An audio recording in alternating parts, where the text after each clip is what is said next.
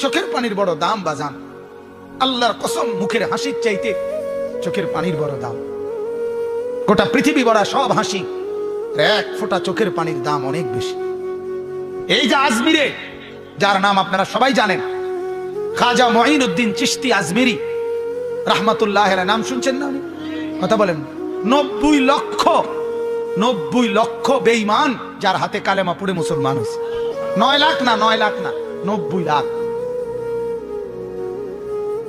এই বড় পীর, আরে এই খাজা মঈনুদ্দিন চিশতি রাহমাতুল্লাহ আলাইহি, উনি একদিন 15 দিন সফর করে এসে ওনার মাকে বলছিলেন, মা, এই 15 দিনে আপনার সন্তান, আমি আল্লাহর দিকে মানুষকে দাওয়াত দিতে গিয়া মা, প্রায় 7 লাখ মানুষ আমার হাতে কালেমা পড়ছে মা। তখন কিতাবে আছে, আমি নিজে কিতাবে, উর্দু কিতাবে পড়ছি। খাজা মঈনুদ্দিনের মা বলছে, মঈনুদ্দিন, আল্লাহর কসম বাপ, এটা তোর জবানের বরকত না, বরং এটা আমি মায়ের পবিত্র দুধের বরকত। বলছে মানে মা? বাপ, আমি 2 বছর তোকে দুধ খাওয়াইছি। আল্লাহর কসম, এই 2 বছর দুধ খাওয়াইয়া কোনো দিন বিনা অজুতে তোকে এক ঢোক দুধ খাওয়াই নাই। আমার পবিত্র দুধের বরকতে আল্লাহ তাআলা তোর জবানে বরকত দিছে, যার কারণে তোর হাতে মানুষ কালেমা পড়ছে। মা, মা, আজ কোথায় আমাদের সেই মারা? কোথায় সেই মারা? এই বেনামাজি সন্তানের মা, মা পরিচয় দেয় কেমনে? এই বেহায়া সন্তানের মা, মা পরিচয় দেয় কেমনে? এই জন্য আমি দিবানিশি বলি বাজার, যে ঘরে ছেলে নামাজ পড়ে না, মেয়ে নামাজ পড়ে না, বিবি নামাজ পড়ে না, আহা, আল্লাহর কসম, উচিত ছিল ওই ঘরের বাপ মা চিৎকারে কান্দা। ওই ঘরে কান্নার রোল পড়ার কথা ছিল, ওই বাবার চোখে পানি ঝরার কথা ছিল, ওই মা চিৎকার করে কাঁদার কথা ছিল যে হায় আমার কি হবে, আমার সন্তান তো নামাজ পড়ে না, আমার মেয়ে তো নামাজ পড়ে না। আল্লাহর কসম, এটা হওয়া কথা ছিল মুসলমানের ঘরে। আজ কোনো পেরেশানি নাই। বাবার চোখের সামনে, দাদার চোখের সামনে সন্তান নষ্ট হয়ে যাচ্ছে, স্বামীর চোখের সামনে স্ত্রী বেপর্দা হাজারো ছেলেকে, হাজারো পুরুষকে তারই টাকা দিয়া কিনা গহনা অলংকার, পাউডার, স্নো মাইকা, রাস্তার লম্পট খারাইয়া মুতে এরম বেদফ, এগুলারে দেখতে বললে তার বেড়ি বাইরে, হ্যাঁ? আর এই অপদার্থ স্বামী এটা হজম করে। তোরে জামাই হইতে বললো কে বেড়া? আত্মমর্যাদা যার নাই। হযরত সাদ ইবনে আবি ওয়াক্কাস, একজন সাহাবী রাদিয়াল্লাহু তাআলা আনহু, একদিন বলছিলেন যে আল্লাহর কসম, আমি যদি কোনোদিন 1 মিনিটের জন্য দেখি আমার বিবিকে কোনো ভিন পুরুষের সাথে অন্যায় অবৈধ কোনো কথা বলে, আমি সাথে সাথে তার গর্দান ফেলে দেব। আল্লাহর নবী সাল্লাল্লাহু আলাইহি সাল্লামের হাদিসে আছে, নবীজি শুনে এই কথা বললেন, সাদ, তোমার আত্মমর্যাদা যদি এরকম হয়, আমি মুহাম্মদের আত্মমর্যাদা তার চাইতে বেশি। এরপরে বললেন, সাদ, আমার মাওলার আত্মমর্যাদা আরো বেশি। আমার আল্লাহ এমন অশ্লীল, এমন বেহায়াকে 1 বিন্দু রহম করবে না, 1 বিন্দু ছাড় দিবে না।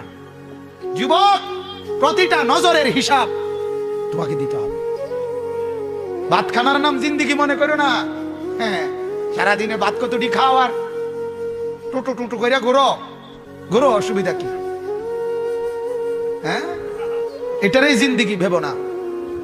জীবন মানে মোবাইল একটা, জীবন মানে একটা মোটরসাইকেল, হ্যাঁ, জীবন মানে সিবা ফ্যান, জিন্দেগি মানে এই মাথা চুল এগুলারে শয়তানের মতো কাটা, এগুলো জীবন কয়, এগুলারে জিন্দেগি বলে? বলেন পৃথিবীর কোন বইয়ে এগুলারে মানুষের জীবন বলে? মোটরসাইকেল, মোবাইল, সিবা ফ্যান, টুটু করে ঘুরে, রাস্তার পাশে মেয়ে হাঁটে, তুমি পিছে পিছে সামারের মতো, হ্যাঁ, ছাগলের মতো তুমি পিছে পিছে হাঁটো, অপদার্থ কোথাকার। এটা কোনো জিন্দেগি হইলো? এই জিন্দেগির চাইতে মরে যাওয়াই তো ভালো ছিল বেটা। কয় নারী দিয়ে তুমি চলবা? হ্যাঁ, কয়জন বেড়ি দরকার? কথা বলেন না। একটা ছেলের কয়টা বেড়ি দরকার? আস্তাগফিরুল্লাহ। গুনাহের মধ্যে ডুবে গেছে, নাফরমানির মধ্যে ডুবে গেছে ছেলেরা, অস্থিরতার মধ্যে ডুবে গেছে। মার খবর নাই, বাবার খবর নাই, স্বামীর খবর নাই, কারো কোনো হায়া লজ্জা নাই। মহিলা সারাক্ষণ টেলিভিশনে নাচ গান, নাটক, সিনেমা, হিন্দি সিরিয়াল এগুলো দেখতেছে, একটার পর একটা পাউডার, সুনু, জামা কাপড় বদলাইতেছে। আর বাজারে বাজারে একদিন কিনে জুতা, আরেকদিন কিনে বদনা, আরেকদিন কিনে জামা, যে একটা একটা করে করে আলগা আলগা কিনে। এক লগে কিনতো না, কারণ এক লগে কিনলে তো একবারে কিনে হয়ে গেল। এক দোকান থেকে কোনো খরচা করে না, এক দোকান থেকে খরচা করলে 1 ঘন্টা লাগাইয়া যে পাউডার তৈরি লেগেছে, এটা যদি কমপক্ষে 30টা দোকানে না দেখাইতে পারে তো খরচা উঠাইয়ে না। এটা খরচ আছে না, পাউডার, সুনু, ফেয়ার এন্ড লাভলি, মেকআপের এটা খরচ আছে। তো এই খরচাও তো উঠাইতে হইব। হ্যাঁ, বলেন নাউজুবিল্লাহ, বলেন নাউজুবিল্লাহ। আমার মাকে জিজ্ঞেস করেন, আপনার মেয়েকে জিজ্ঞেস করেন, কারে দেখাও? তোরে যারা দেখে ওরা তো দুশ্চরিত্র, লম্পট, আরে মুদ্দা ফানি লয় না, দুর্গন্ধওয়ালা যাদের ফ্যান, এরম অসভ্য, এতে দেখতে লাভটা কিটা? কথা বলেন না কেন? কোন ভালো মানুষ দেখে? কোন নামাজি লোক দেখে কোনদিন? কথা বলেন। কোন বেহায়া নারীকে কোন নামাজি দেখে কোনদিন? আর যে দেখে তার কলিজাটা, যেই যুবক কোন বেপর্দা নারীরে দেখে, দেখার পরে তার দিলের মধ্যে এই বেডিরে নিয়ে, এই মেয়েটাকে নিয়ে কল্পনাটা কি আসে, এটার আল্ট্রা রিপোর্ট করা, বাইর করা হয়। আল্ট্রাসোনোগ্রাফি রিপোর্ট যদি বের করা হয়, তাইলে দেখা যাবে ওই যুবকের কল্পনায় ছিল এই নারীর উলঙ্গ ছবি। উপভোগের কল্পনা ছাড়া, জিনা ব্যভিচারের কল্পনা ছাড়া আর কিছু ভাবছিল? এটাই তো রিপোর্ট আইবে, ঠিক কিনা বলেন? আল্লাহ যদি বলে, বান্দা আমার দেওয়া চোখে আমার ঘর কেন দেখলাম? আমার দেওয়া চোখে গত 1 বছরে কোনোদিন আমার কোরআনের একটা পৃষ্ঠা কোনোদিন কেন দেখলা না? আপনি কি বলবেন? কি বলবেন? বলেন। অলিসানান, আল্লাহ তাআলা বলেন, আমি কি তোমাকে একটা জিহ্বা দেই নাই? বলেন দিছি কিনা? আল্লাহ যদি বলেন, বান্দা আমার দেওয়া এই জিহ্বা, এর বিনিময়ে আমি কি একটা জিকির পেলাম না? আমার নামটা কি একটাবার উচ্চারণ হতে পারলো না? আপনি কি বলবেন? বলো না ভাইয়া। আজ সারাদিন যার মুখে একবার মালিকের নাম উচ্চারণ হলো না, তুমি কি জবাব দিবা? এজন্য মনে রাখবেন, সুম্মা লাতুসআলুন্না ইয়াওমাইদিন আনিন নাঈম।